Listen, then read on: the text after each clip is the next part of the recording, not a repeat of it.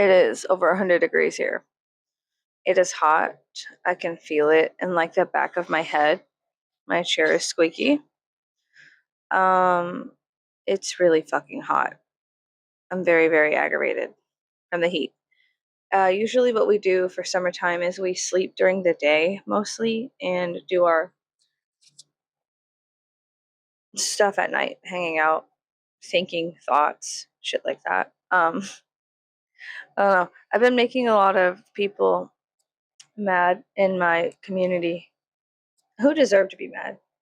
I don't want to be anybody's peace if you are a homophobic bastard.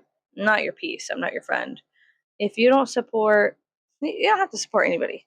But if you are openly homophobic, get off my channel now. Like, just unsubscribe because I fucking can't stand people like that.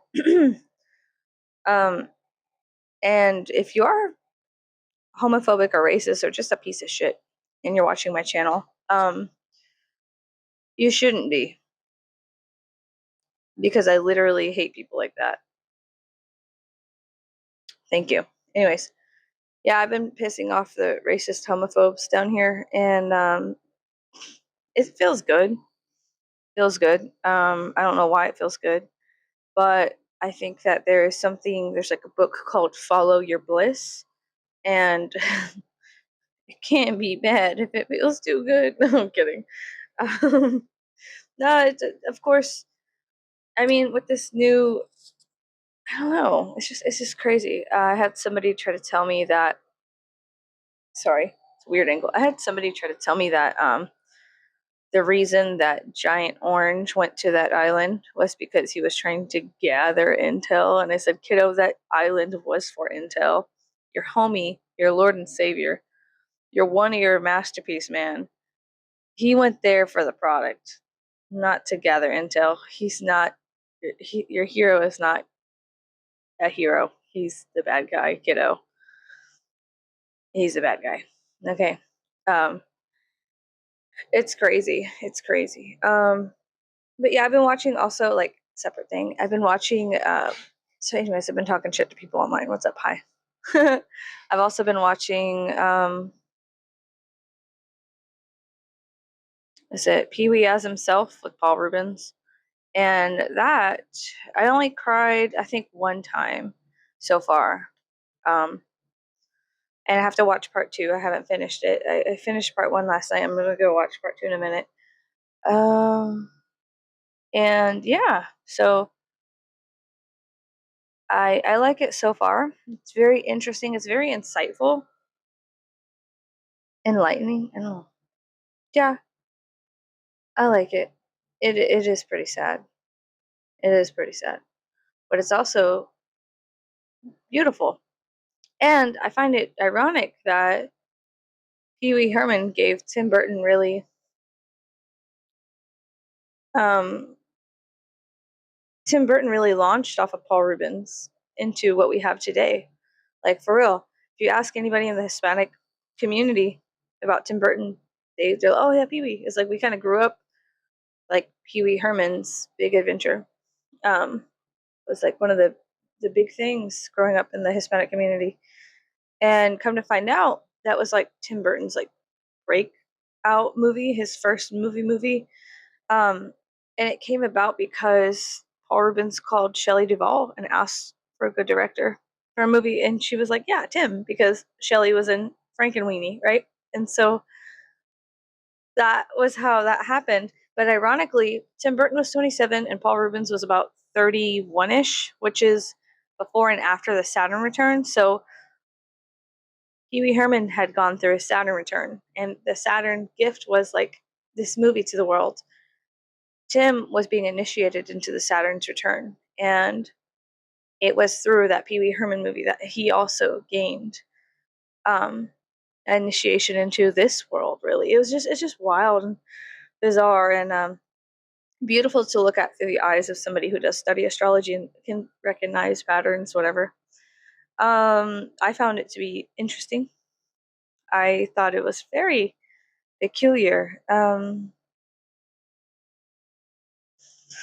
Yeah, it's really wild and peculiar to see like when you look back and you go, oh wow, all these things kind of tie together and make a big tapestry. And you see the tapestry, and then you see the individual strands that make the tapestry, and how certain strands had to weave together to create an image. It's very beautiful. It's very beautiful how all these people don't know what parts they play, and then whenever you step back or you're outside of the dimension, you could see like it's not ugly. It's pretty cool. It's not meaningless. It has tons of meaning. And the meaning ends up affecting billions of people. Yeah, it's a really good little documentary on Max, HBO Max or HBO or whatever. And like Max is about to go back to HBO. And yeah, sorry, my husband just messaged me. I had some weird ass number try to message me, and that fucking pissed me off. I've been getting a lot of scam calls lately, and I don't give a fuck. Like I really don't care. If you don't live in this house, I don't care about you. Um, like interacting with you or talking to you, really, I can't be bothered right now. Um, yeah, so I don't know. It's a pretty decent documentary on HBO Max or Max or whatever. It's a two-part documentary. I think it's like four hours. And spoiler alert, he died within 40 hours of like finishing the documentary or making it or finishing interviewing or whatever. Yeah, and that's wild. And I didn't know how deep his and Cassandra Peterson's relationship was, or even really the story. Like I knew about the story behind Elvira because I love Elvira, but I didn't see like all of the backstory, like the years and years of it, her turning into Elvira and him turning into Pee Wee Herman, that like really rocked the 80s and 90s and even 2000s. I thought that was really cool. I thought that was really, really interesting and unique. Not unique, it wasn't unique, obviously, if two like pretty big stars came out of the same house. I thought that was fantastic and amazing. I don't know, it was just really cool. Because I love Cassandra Peterson. She's so cool. Anyways, Elvira is awesome. But yeah, I don't know. There's something about being a theater kid. If you are a theater kid, you're probably queer in some way, shape, or form. Um, and that's fine, but because I am. Happy Pride Month. But there's something about being a theater kid that just like they are these like they are and they are not. They just embody these spirits of like, because they're very fluid or just not solidified, and you really have to, I don't play like this weird dance with yourself whenever it comes to being a character and then also being a person, and like who are you besides like who are you to an extent, you know what I mean? And yeah, that kind of goes back to following your bliss. Like, what makes you happy? Who are you when you're not happy? Is that you? Is that your environment? Are you your hormones? Is that a part of who you are? It's like a whole thing. It's kind of like, who am I? What am I? Does that matter? I don't know. I don't think so. And maybe it does. I don't know. I know creating art is really important. If anything, this made me want to get back into making art, but where I live is notoriously stupid. I live in a caveman area where a lot of big dum dums, big me smart, me big think, me big think. The government wouldn't do that to us. Oh, you're probably going through psychosis. You're probably crazy. Maybe you take Bill. Me big think.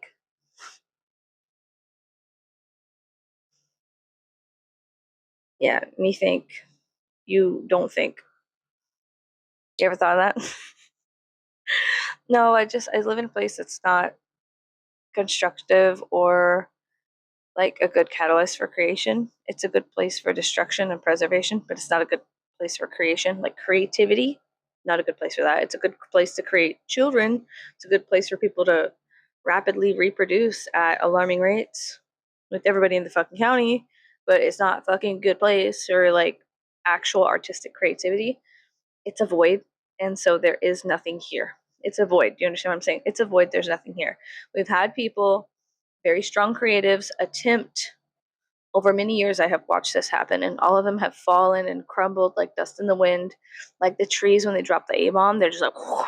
Like that's how this place treats people. That is how this place treats people. Okay, it's very bad. You're like, oh, why are you living here? My husband's so solidified in his job, and he loves his job, and there's nothing wrong with that.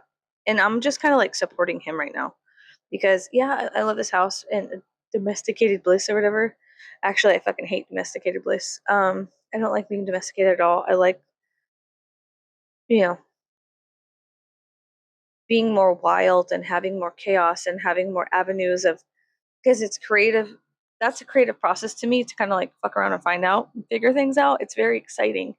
And I love when things fall into line perfectly. And I'm like, wow, we really made this out of nothing, out of thin air, which is stress. So part of that, my creative cycle is having stressors that are not, I don't know, fucking life threatening. Living here, there's a lot of stressors that are life threatening. So it's too dangerous to be creative, because being creative means alerting people who are very, very stupid, who might just shoot you and kill you because you think outside the box. Oh, you're threatening our way of life. You're threatening the way of the Lord, thy Savior, Jesus Christ. Like, and they're like, anyways, I got a 5 o'clock meeting to go cheat on my wife behind the water burger. It's just, it's a lot of hullabaloo, and it really is. And people are like, oh, you can totally go up against this, baby. I've been here for over 25 years. I've been in this county for over 25 years. I'm here to let you know you can't go up against this. You cannot go up against whatever the fuck this is. This cloud of depression and destruction and preservation. It's crazy, because it is a very, if we all don't act right, we could probably kill millions of people. Like, if there are so many chemical plants that if everybody isn't falling into line, a lot of people could die. Like, if everybody doesn't do their job correctly, thousands of people could die. Okay, there's that. If you want to be creative, go to Houston. Even then, it's not the same. It's very boring. Houston isn't boring, but it's a different energy. Every city has an energetic, like, nucleus. Every city has a flavor. Every city has a truly, like, at the center of the Tootsie Roll Pop, there is a fucking specific flavor. And the flavor of Houston, it's too savory for me. It's not sweet or salty. It's too savory. I love Houston, and my family, we half of us come from Houston, but I come from the hill country. I come from the crossroads. I don't come from the south of the crossroads. I think I come from the west, somewhere west of the crossroads. But yeah, I just, there's differences. Okay, so let's put it this way. There's a difference in, okay, people at the chemical plant have to act a certain way. Otherwise, like, if they fucking are stupid and lollygagging, they could blow a place up and really hurt people, right? Let's just put this in perspective. Okay, now there's also, and that's, so that kind of stress creates a specific breed of people, archetypes, and like that is at the hull of the industry down here. Or we have to breed specific kind of workers, and that is a specific kind of equation to make that kind of person that fits perfectly into there. Okay, and then they also have, where I come from, in, how do you say, like San Antonio, right? There's tons of military stuff. Okay, military is a different breed of person.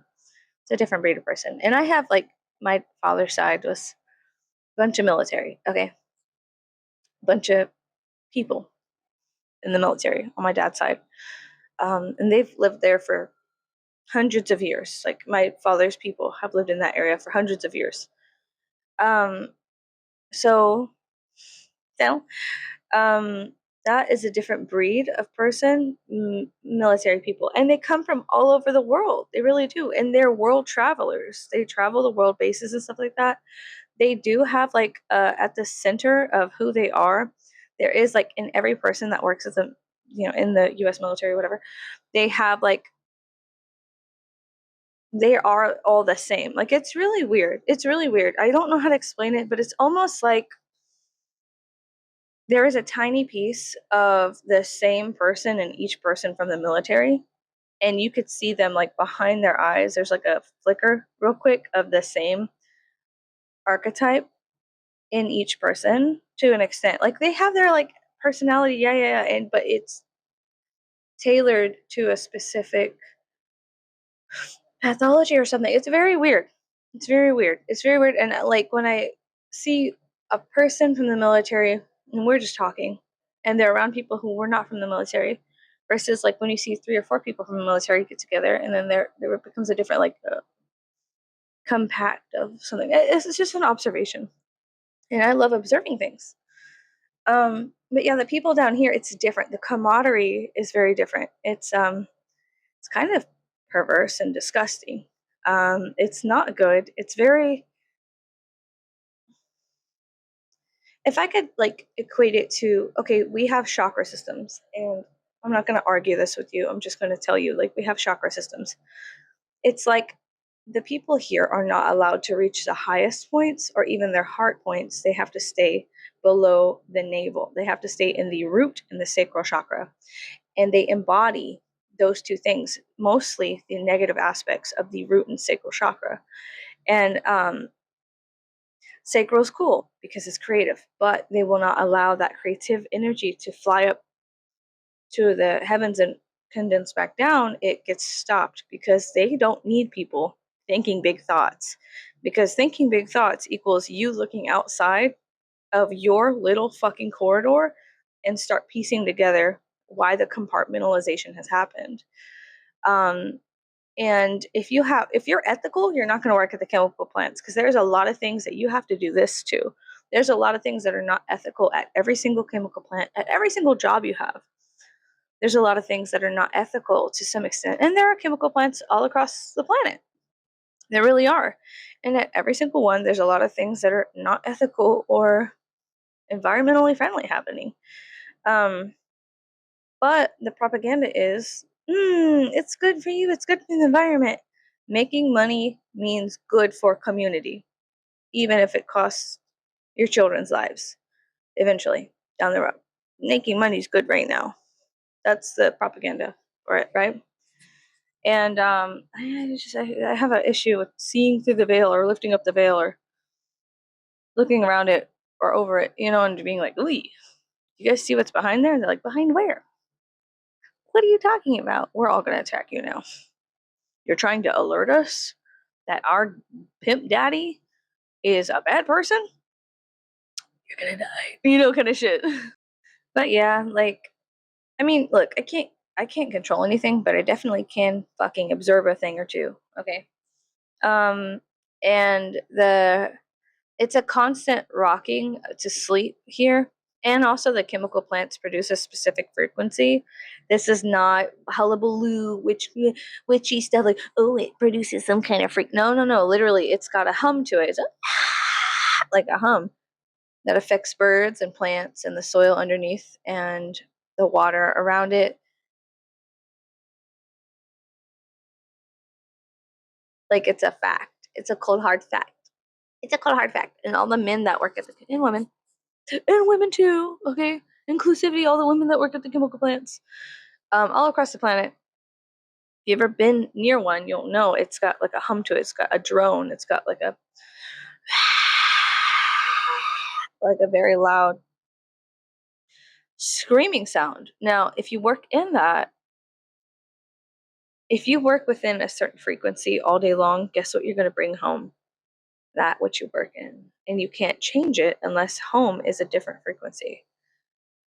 And I wonder how damaging that is for someone's psyche to go from that loud penetrating wearing loud penetrating droning of screaming pipes 24/7 to coming home to something very different. And I wonder if that's why a lot of trigger warning, but like DV. Okay, I wonder if that's why a lot of domestic violence happens in these blue collar workers is because they are synced up to this higher vibration, and it's not higher up here. I mean, it's higher like it is a rapid penetration of vibration through this screaming of chemicals being compressed and solidified through valves and pipes and things of this nature. A whirring, a very loud whirring. And so it not only affects the husbands, but they come home and the house is a different vibe. And so they bring that with them. Whatever that is, they bring with them. I wonder how dangerous that really is. Now, will we ever get a study on that? Absolutely not. Absolutely not, because a lot of these chemical plants, I say chemical, but there are also other things. I just say chemical as like I should say elemental or periodic table of elements plants, because they're not just chemicals, they are elements also. It is a giant, they're all giant alchemical sets. But you know what I mean? Like every chemical plant really reminds me of like what they talk about in like past Egypt. They're like, oh, maybe the pyramid was like a just look at what we're doing today. Okay. It is totally an alchemical set for like these old timey billionaires, playing with. They're like, oh, it goes up and then the stuff goes down and then it goes up and then we condense that and heat that up and there's a byproduct and the byproduct can be used for like it's a whole thing. You probably don't know. You guys probably don't fucking know, but after living here for damn near 30 years, I fucking know a little bit, a thing or two. Just by talking and by yapping. Yeah, it's kind of crazy because it is like extracting things from the earth and things from like the water and the that card. You guys probably don't know because now I'm going to talk about tarot.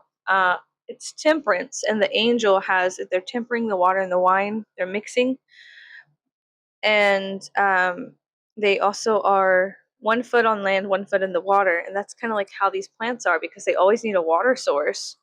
They always need a water source. Now let's talk about the other things. Like now, what else needs water source? Well, your search engines. We are actually search engines are not just like online. They actually take up a lot of water from the surrounding communities, and they need whole entire factories like cooling towers to cool off the electronics used for all of our searches and shit like that.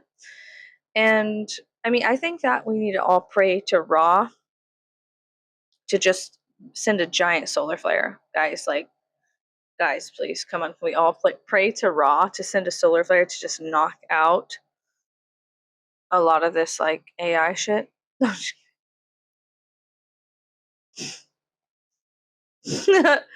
just kidding. No, there is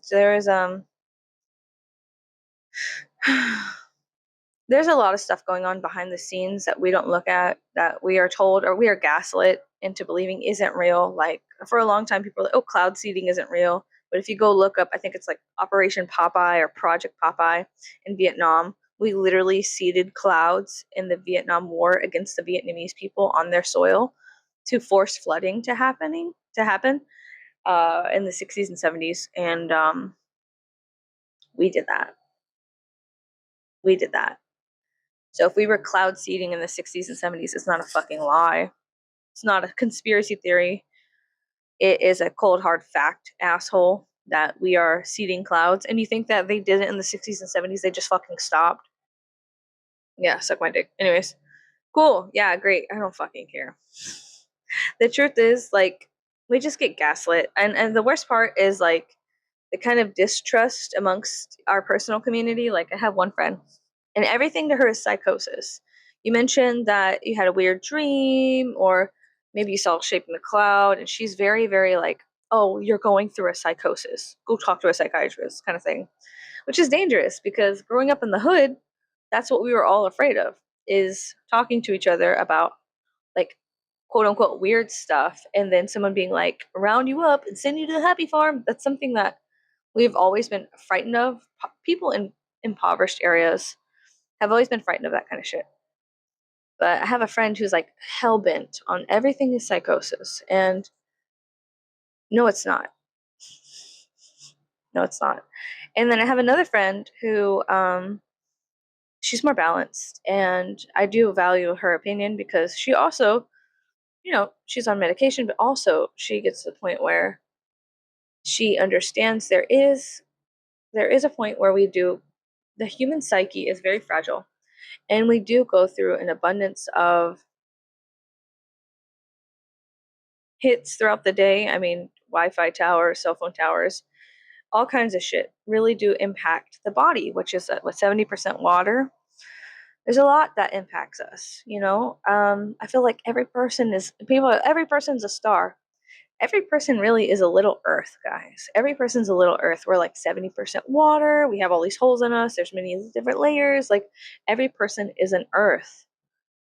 And we need to respect ourselves as such. Hydrate, take care of yourself, reduce, reuse, recycle. Try to, put good things on you and things of this nature. I don't know. It's just very difficult. Yes, we are all stars to some extent, or made out of stardust or whatever. Down the road, but we are all miniature Earths. And we are very delicate, and we can blow up just like a volcano can. We really can. Piss me off. Piss anybody off.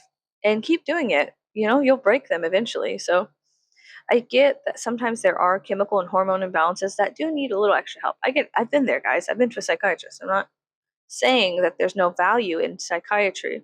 What I'm saying is that the indigenous people of the planet weren't lying to you when they told you about specific things. That's what I'm saying, is that if the indigenous people of our planet that like their stories are not lies because some asshole invented psychiatry and psychology. I'm sorry, psychiatry and psychology is baby babble bullshit comparative to indigenous folk tales from people that live all across the planet. You can't just create psychiatry and psychology and then go to every indigenous person and say, I need to lock you up because of their specific culture, because of their specific stories, and their specific belief system and pattern, pathology, and I don't know, just their cultural norm. Okay? It's not fair. That's colonialization, that is kidnapping, and that is brainwashing. That's not okay. It's not okay. And yet there's a mass acceptance with this. Like, somebody said, I saw a blah, blah, blah. And then like 50,000 people say they saw the same thing individually. And you have, of course, some liars, this is the kind of people that are not really sure. And then some real people who are saying the same thing. They're saying the truth. Um, and so that's where it becomes difficult because the modern day pimp daddy is psychiatry and psychology, which has value to it. I'm not saying it doesn't, but you cannot just engulf all of the rest of the indigenous people within the American way of thinking, which is very fucking fractured and broken, and destroy them and take them away from their stories and tell them that their stories are just stories. And then be like, no, this is what's real. This is what's real. Magic pills created by a pharmaceutical company that will fix you, but take away your sex drive, but make you not human, but maybe like that's scary too. Now we have other stories. Now we have other enemies in our stories. Another thing that I find very weird and strange, well, is everything. Everything is weird and strange and backwards. I feel like we are really kind of caught between two opposing forces on this planet, and the opposing forces are not always clear, but it is clear that they exist. Okay, it is clear that they exist. There's obviously two opposing forces. Are they internal? Well, they affect the internal. Are they external? Yeah, I would say they are fucking external.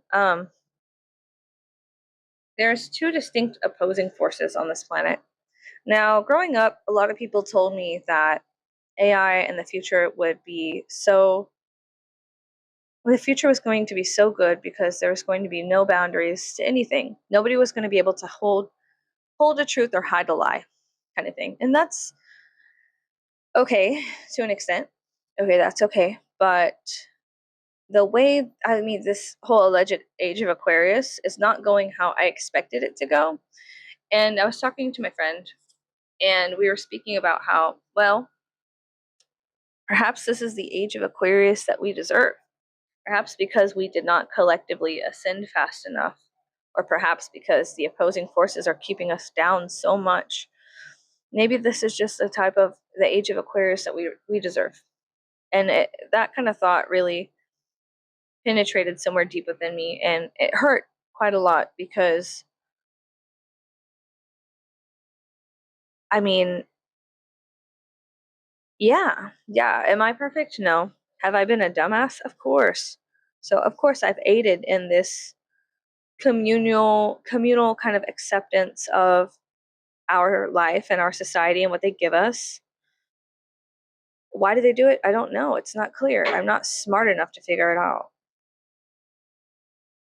Okay. Now, can we do anything about it? Individually, yeah. All you could do is meditate and try to find your peace every day, every fucking moment, right? Because it's becoming clearer and clearer that the cages that surround us and bind us are not always like visible to the naked eye. They could be microscopic or they could be energetic. And the human body can sense that, but it cannot sense. It's been, it's going to take the evolution at how quickly we are evolving technologically is not keep the bodies are not keeping up with how rapid the technology is. And it's funny because, let the dopey goofy men believe that they can control something. It's fine. It's fine. um it's just very sad.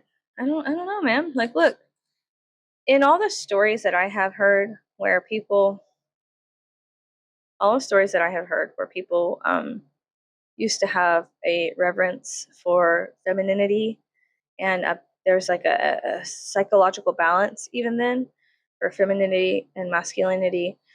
It has been obliterated, and then we see the lynching of trans people who are like that kind of fluid mix of two polarities integrating, right? And it's beautiful. It is an important part of the human's development of humanity and our societal development, that trans people have rights. It is very important. And the fact that they are being basically like lynched out of the military and taken away from history, and not just trans people, but indigenous people again are being kidnapped, sent somewhere not disclosed, all underneath. This is crazy. That is insane to see that, like, trans people are they're trying to wipe them away from history, as well as stealing indigenous people. Like, oh well, they're not from here. Well, actually they are. Boundaries are a white man made up thing. Boundaries are a fucking made up thing. There are tribal boundaries. I get that to an extent, but the tribe, the tribe of America is very scary. North America, no, not North America, the U.S. The tribe of the United States is very scary, and the person leading the tribe is leading us off a cliff, and that is very, very scary as well. That is very, very frightening because it's easy when everyone's screaming and clawing their eyes out and biting their own children and crashing cars and setting things on fire. It's very easy for you to be like in a mode of fight or flight or freeze or fawn or what the fuck ever, right? It's very easy to lose yourself when there is mass chaos, which is happening and has been happening for quite some time. It's easier to wrangle up people if they're all chaotic. If you thought for yourself and you ran and you went somewhere else and you did something else, it would be very hard for them to wrangle everybody up into the same slaughterhouse, so to speak. You know, I'm not saying that they are, but I'm saying so to speak. Whenever I don't know if you've ever watched people try to wrangle cows or sheep.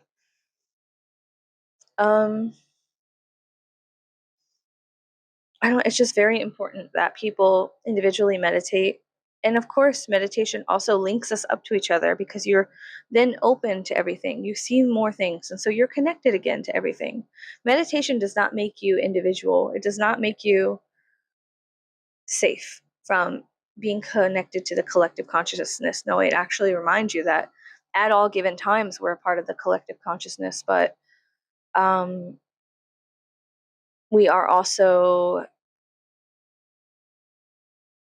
individually all on a specific different path, and we have to figure that out by taking time and figuring out what are our strengths, what are our weaknesses, and with those strengths, what are our bliss, and what makes us mad, and who are we, who am I. It's an individual task, guys. You got to go on your own hero's journey. You can't just be jerking it all day. You can't just be wasting your life here. You really have to start doing the work. You really have to start meditating at least fucking twice a day just to figure out who the fuck you are and what the fuck is impacting you immediately. Like I said, just now, how can you meditate just by like sitting cross-legged and going, yeah, of course. But there's other modalities of meditation, such as walking around. Walking meditation is a thing, just being silent and walking around your town and observing thoughts, observing people, observing weather patterns and cloud changing and where the sun is every day, where the stars are. You have to start slowly becoming aware of not just social media, which is like the soup that crashes into your face and you try to, but it just doesn't work. Social media is very, very bad right now, and it impacts everybody, everywhere. And it's very, very bad. If one thing is bad, it's social media.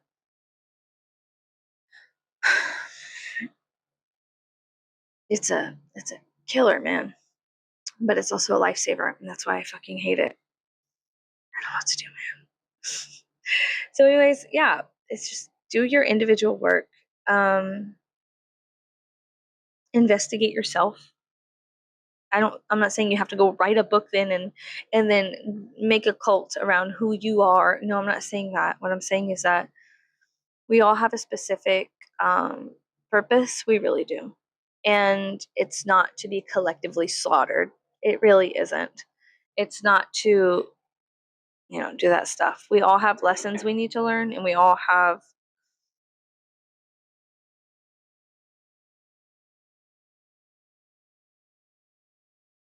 things we have to do. And it's very important for you to find those things and to follow those lessons and to not beat yourself up so hard, but to really think for yourself and realize things. Realize. You know what I mean? Okay, I'm gonna go. I think that's it. You can get some tuning forks off of the internet. I don't care how you get them. You could get some singing bowls made out of crystals off the internet. You can go to individual mines, like amethyst mines here in the States. You can get a bucket. You can buy a bucket for like $25 and go mining your own crystals. If you're worried if they're fake from China, grown in a lab, which is something that does happen. You can go on a trip to a higher elevation or a lower elevation physically, and that will change your body because you are in a different area of the planet, and the elevation, the air is different, the actual microbiology is different, and your body is intuitive, not just intuitive but intelligent, and it'll start grasping onto these things and changing and acclimating. Okay. But if you're still in that same frequency every day, you're in that rut and you're hearing all of that impound, compound screaming chemical process wherever you're at. You could be working at Subway, the home drone of the refrigerators and the buzzing of the LED lights and the fluorescence, just always go to a place where in your county where there are no lights. It could be off of a county road, Bring some protection. Bring some mosquito spray. Mosquito and tick spray. Bring something. And just sit out there under the stars and start mapping, start drawing, start taking pictures. Maybe put your phone on do not disturb. Tell people where you're at though, so that way in case anything happens. But don't go on private property, don't get shot. I'm saying just try to distance yourself for a minute. Because if we all collectively just started distancing ourselves from this bullshit, then we would send out personally, we would start pulsating a different drum. And of course, it would alert people and they'd be like, you're different. No, of course I am. I took time for me, real time for me in real nature, away from cell phone towers and corrupt people and water sources. And then you stop becoming so corrupt and then you start acclimating back to who you really are. You know, distance yourself from all the narcissistic feeding tools of the masses, even your phone, even social media.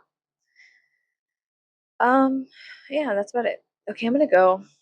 But if we all collectively did our individual stuff, shit happens. So, all right, take it easy. I'm gonna see you later. Goodbye.